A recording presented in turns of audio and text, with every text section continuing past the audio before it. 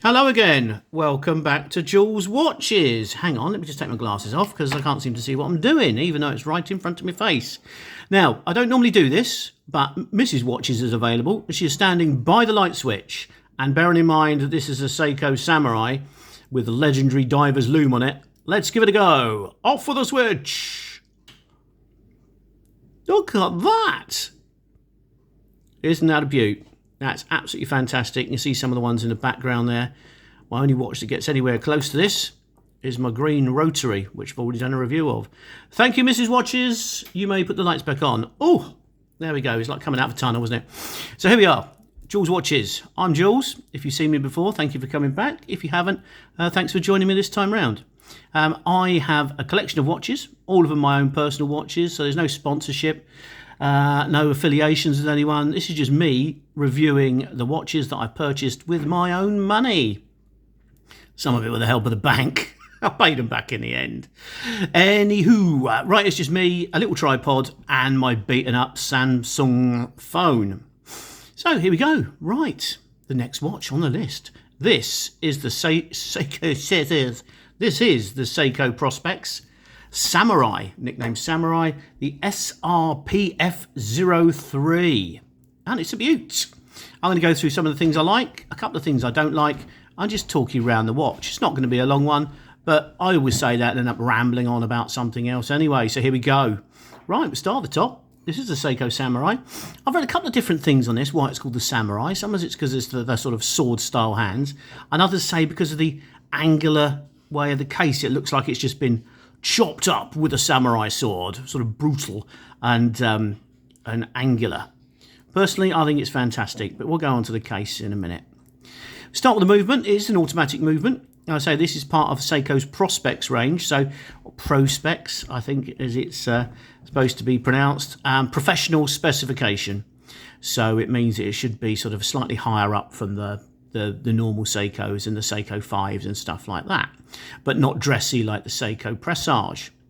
So let's talk through the specs. It has an automatic movement with a 41-hour power reserve, and it's the Seiko 4R35. That's it, 4R35.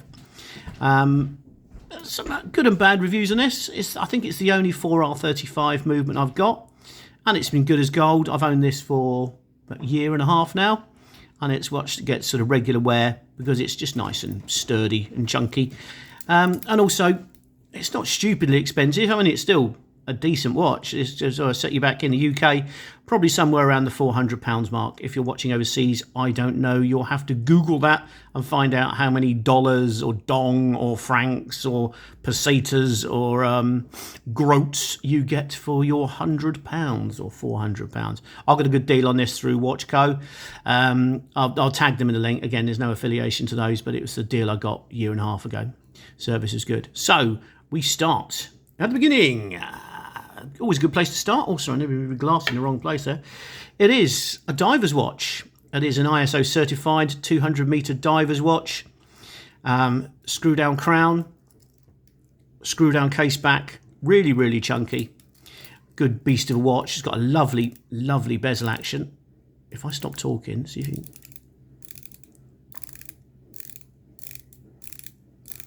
I've got to say, of all my diver's watches, that is pretty much the best bezel action I've got. An interesting colour bezel. It looks like an aluminium insert. There you got black and a kind of sort of grey brown colour. Rather than the sort of bright leery colours of some dive watches, I quite like that. It's a bit sort of subtle. The crystal itself, an unusual one here. The King Samurai has got a sapphire crystal, but this one hasn't. It's got Seiko's own Hardlex Crystal. I don't know how that copes compared to sapphire. Some of the reviews I've seen online say that it's actually when it does give out, it doesn't shatter as much as an actual glass crystal, the sapphire crystal. But again, that's only an opinion I've seen, so work out your own conclusions on that one. But it's nice, it's good and flat. It must have some anti-reflective on because legibility is excellent. And as we try and get up closer, let's talk about that, because there's some good points and bad points here. I think it's got a beautiful textured dial, that lovely sort of matte black finish with just a little crisscrosses on it there. Gives it a bit of depth. And as well, if you look at that, we've got the way the minute track sort of turns down and angles down to meet the dial itself. All very, very lovely, or simply lovely, as Max Verstappen, F1 legend, would say. The indices are applied, and as you've seen, the loom is fantastic. Got a date window at 3 o'clock. Date window. I think it's more of a fashionable thing now. I'd prefer a date window that matches the colour of the dial. So you'd have a black date window with white numerals on, but you can't have it all for 400 quid. So there we go. I think the dial's nice. The applied markers are very good, with the double marker at the 12 and a slightly thicker marker at the 6 and 9, and obviously the sort of truncated one at 3 o'clock. Now, the only thing I don't like about this, and Mrs. Watches disagrees with me here, I mean, the hands are well filled with loom, and it's a lovely long second hand with that sort of glossy red tip with a bit of a loom nugget in it. I think because they made them too shiny, over polished in my opinion, the hands, and I just think they look a bit cheap. I don't think they're in sort of a keeping with the sort of nice rugged brushed look of the rest of it, personally. And I also think the second hand is too slim. Now, especially if you watch it track around there against the textured dial. It's okay over the indices. Now, had the dial been totally matte, totally one colour, I think they might have got away with it. But with the textured dial, I think the second hand seems to disappear. What are your thoughts? Comment below, please. And I've been really pleased with the amount of comments I've got on some of the recent videos. The subscriber numbers are going up. And again, as you can see by the amount of stuff that I post, I won't fill your timelines with nonsense and rubbish. So if you could subscribe, that'd be lovely. If you could make a comment, like the video, all of that is fantastic. Or just watch along and watch some of the other videos as well. Entirely up to you, but wouldn't be nice for a subscribe. I didn't rave about it at first, but I quite like it now. I quite seeing the numbers going up. Anyway, so, right, we've done a dial. Let's go on to the case. Now, the case itself, it's a beast. Look at it. This weighs, I think, even reduced for my 7.5-inch wrist. This weighs in at somewhere around 180 grams. So it's a stainless steel case, and you can see it's got these sort of protectors over the lug ends there, and the way the lugs sort of angle down there. So it is quite a beast of a watch. It's 13.8, I think. I nearly knocked my Guinness over. 13.4 millimeters deep, 44 mil across, but it's got quite a short lug to lug, and the way those lug ends go down, it means it sits quite nice on the wrist, and I'll do a wrist shot at the end. And again, we've got the rotating bezel, we've got a lovely polished knurled edge with the bezel,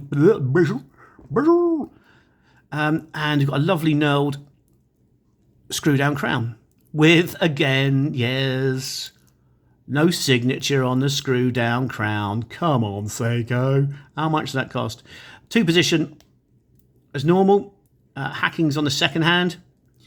First position is your date. Second position sets your time. And it screws down nice and rugged there. That's probably all part of the 200 meters water resistance. So the case is pretty straightforward, actually. I just really like it, and it's different. You look at all the watches I've got in my background there. How many of them have got those angles and slices? None. Right, onto the bracelet. A Seiko weak point in many cases. When I did my... Oh, I'm flashing there. When I did my speed timer, I was quite impressed with the bracelet on that. And same so on this. It's sort of 3-link, almost sort of oyster-style bracelet. Brushed on the ends. Sorry, polished on the ends. Brushed on the front of the links. Integrates really nicely with the case itself. So that's all right. Not too much jingle jangle from it. It doesn't sound like... Oh, no, I'm not going down that route with it. Stop flashing. Right. Now, again, another one of my niggles with Seiko and Citizen, to be fair. I've got all these watches and all these homage watches from China and my decent watches, and they've all got nice milled clasps. And Seiko go with this horrible tinny. Looks like leftover bits from a tin of tuna, doesn't it? That's just been pumped out, written Seiko on it. There you go, mate. There's your clasp. That's the downside. The good thing is, of course, it's got the safety features on. It's got points of micro adjustment, and it's also got an extension as well. So I can do this. There we go. So that pops out. just pops out like that. Just, hey, here we go. And that pops out, so you've got the diver's extension itself. Again, they managed to put their name on the clasp. The one bit I wouldn't really want to put my name to, but there we go. So that's it. That is my Seiko Samurai. I don't know if Samurai is actually official name. I'm sure its official name is just SPRF03. Just not quite as, doesn't trip off the tongue as well, does it? Right, so there we go. Let me just place that down there. And we will do a wrist roll. And then I've got one little surprise for you at the end. So today's watch, the one on the wrist, the Citizen, what's it called? I'll keep doing this. Citizen Garrison, that's the one, made of super titanium with the Eco Drive movement in. And again, that's a beast. That's got some great loom as well. It doesn't quite keep up with the Seiko, mind you. There we go. Have a look at those ones in the background there, by the way. Look around. See if there's any of those you'd like me to do a review of. I've done Hammy. I've done Speed Timer. I've done Satinas. I've done a couple of the Chinese ones there. So see what you want next. Just talk amongst yourselves. Sing yourself a little song. Right, and there we go. So that's a 44mm chunk of wear. It's actually 33.8, I think. But as I say, I'm lucky to have a big sort of flat 7.5-inch wrist, and you see the lugs fold down really nicely on there. The bracelet's nice and comfy, as I said, with the points of micro adjustment. It just sits nice and flat, and it doesn't wear like 44 at all. That's it.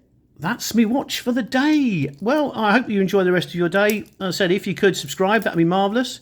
Share it to someone, like it, write a comment. Again, comments are always very useful, so I'd like to know what I'm doing right, what I'm doing wrong. If I've made any mistakes in terms of the specifications, please let me know. Oh, the final surprise. My daughter was doing some electrical work, and I help her out occasionally. And the customer, very generously, gave her this. This is a Kingston automatic watch, Swiss made, from the 1940s. And apparently, this guy's dad gave an American serviceman in the desert, North Africa, gave him 2 jerry cans worth of petrol, and the American gave him this watch.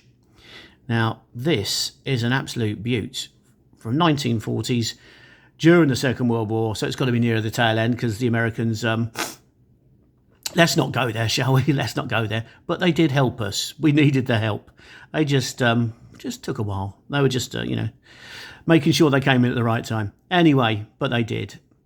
But yeah, so this was traded for some petrol. It's a Kingston watch with a system called an Inca block system in there, which is like a shock reduction system to make sure that, obviously, this is a war watch, so it needed to be able to put up with some stress.